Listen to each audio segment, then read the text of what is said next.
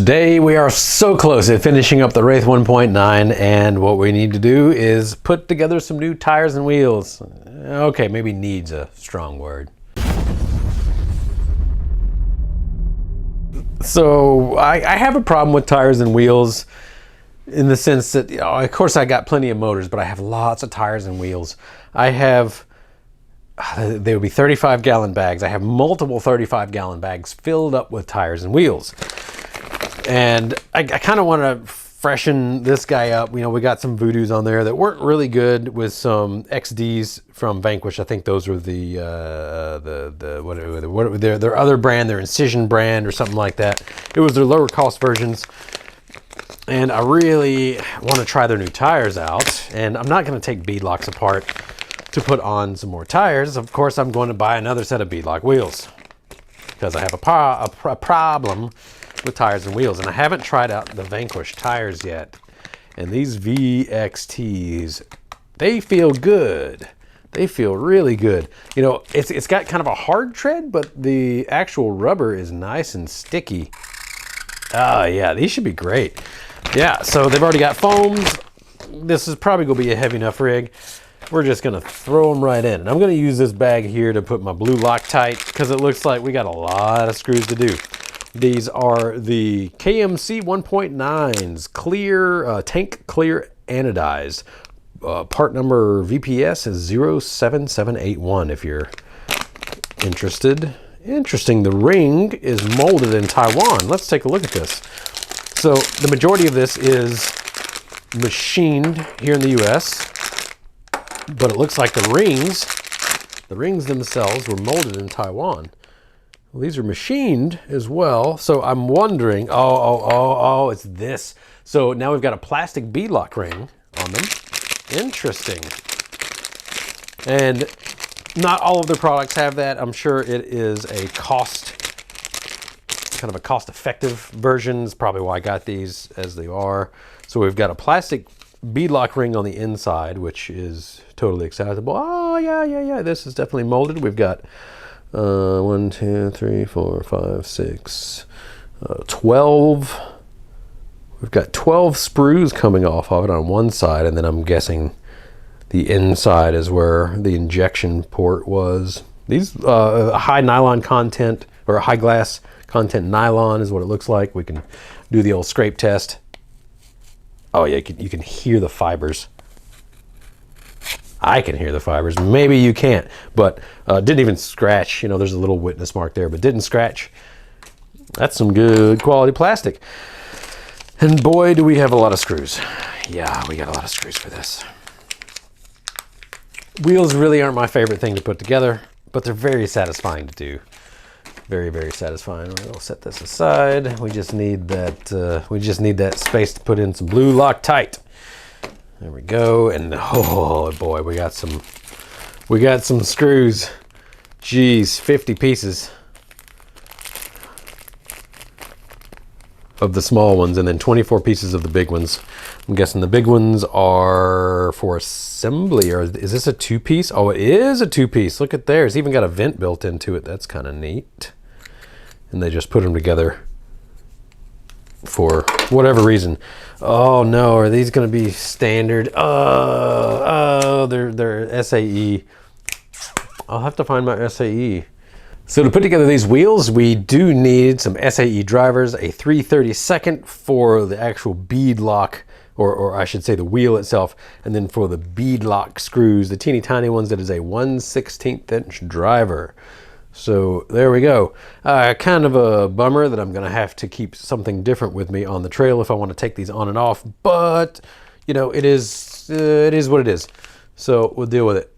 I mean, the SLW hubs, they use 1/4 inch anyway, so I always have that with me when I'm driving. There we go, nice big old blob of blue there. And what I am going to do is first we'll take this wheel apart, and then we install all the teeny tiny screws into the beadlock ring. There we go. And I suppose these are going to clear everything. I guess we'll find out. If nothing else, we'll have ourselves an assembled wheel. There we go. And now the fun starts of installing, what, like 25 of these guys? Make sure everything is in the right, in the clear. Make sure it is in the right direction so it doesn't look stupid. And of course it needs to also be a beadlock. Let's see. All right, that's not that side. I'm guessing it's this way. There we go. All right, now it's time to montage, I suppose. 1 out of 50.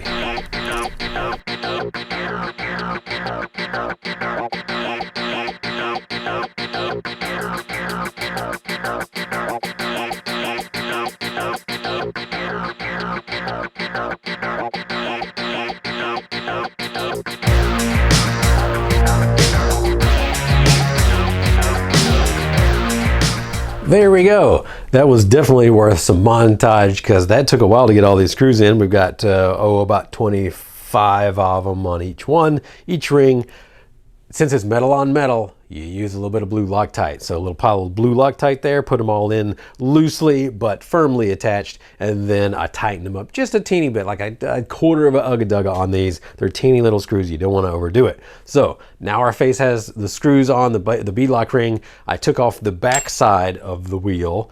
Now we slip our beadlock ring into the actual tire. These are the Vanquish tires, the VXTs. I do not believe they're directional. It doesn't look like. And they're kind of directional, but not actually directional. Yeah, not really directional. So is there a difference in the print on the outside? No. Okay, so we shove this beadlock ring into our wheel. There we go. Make sure that our bead gets in there. And the way that these work, it's got a little recess that our bead goes into. I want to make sure that our foam isn't in the way as well. There we go. Looking good. We shove this on one side and everything should just pull right together. Pinch that beadlock ring, and then from the other side, line her up. And now we install the next set of screws. Once we make sure that beadlock is beadlocking. Beadlock and drop it. Beadlock and drop it. And we need more Loctite. Now you really don't need Loctite as much on these backside screws because you have essentially rubber working as a crush gasket. So you don't have to, but what I found will happen is that if one screw only gets loose, then it no longer has the cush of the rubber, and that one screw will back off. That's usually the problem that I've run into, is that if you don't thread lock them all, then you're just going to get one that comes loose sometimes, and then it can come out when you're on the trail. It'll cause problems with hitting whatever part of your axle. And that's no good. That's no bueno. We don't want that. So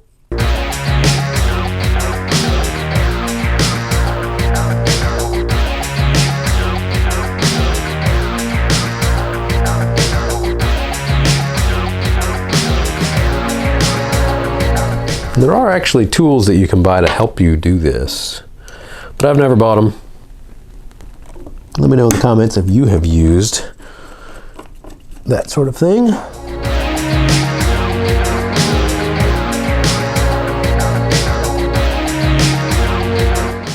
One is done. Now, my cameraman is gonna tell us at the end how long that it took to assemble 2 wheels, and he will probably do that in post-processing. He'll put it up on the screen for you. All right, we're gonna try this again on the other wheel, making sure everything's lined up. I must say, out of all beadlock wheels, I love assembling Vanquish ones the best, because the way that they work, it just pulls everything together. Yeah, there we go. Fancy, fancy.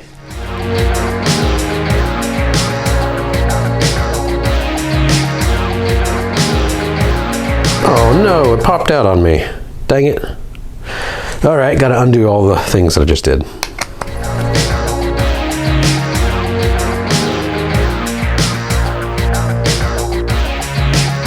Now take a deep breath, check your posture, check all your screws once more, and all right, 2 out of 4.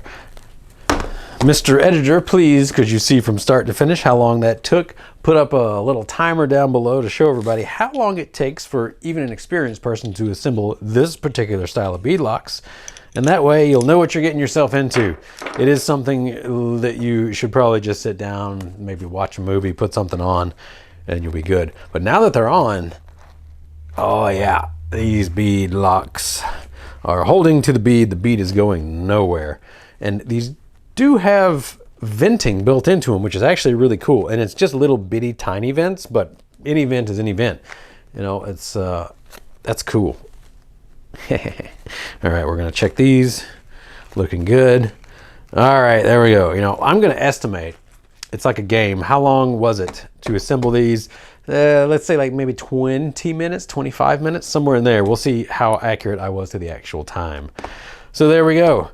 Assembling some beadlocks. We're one step closer to having this rig together. I need to replace the rear diff on there. These new wheels will look good, of course. Oh yeah, look, just look at them.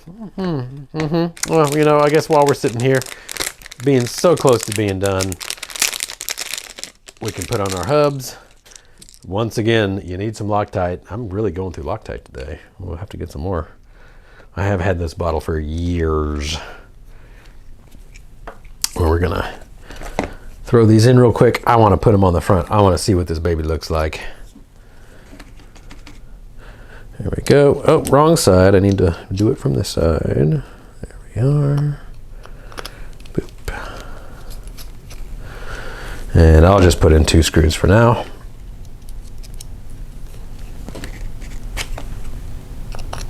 I chose black hubs this time. I usually like black hubs, but they don't always have them in stock, so I don't always get black hubs. But they had them this time, so that's what I chose.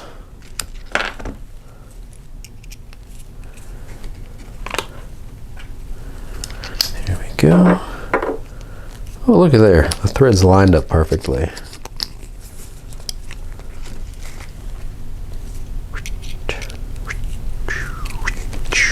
Bam, bam, bam. Yes. All right. Time to slightly clean up my mess by throwing it onto the floor in front of me.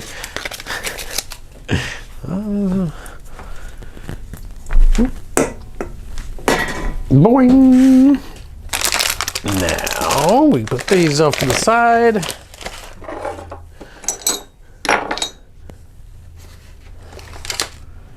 All right, compared to the other ones that I was running, these are a little narrower, about the same height. The old Voodoos. More than likely, I'm going to have some extra offset with these. We'll see. We'll find out. There we go. Oh, this is going to be deep. Probably have to use this. Is it the right size? Yes. All right. The good old Vanquish nut drivers. Drive them nuts. Oh yeah, boy, that looks good. G-U-D good.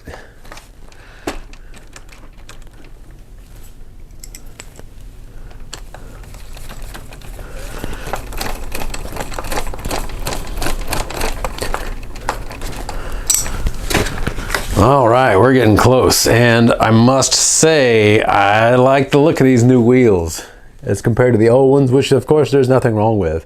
But these new ones, they got the ultra scale. I mean, look at all those screws. Look at all of them. We got all of those. Of course, it's got a different face pattern on there, but I like that beadlock ring. It really kind of makes everything pop. The silver black combination in particular, I am very fond of. So, hey, there we go. And honestly, the track width is not bad at all. So whatever I used on these hubs, let's see what width hubs these were. This 475s.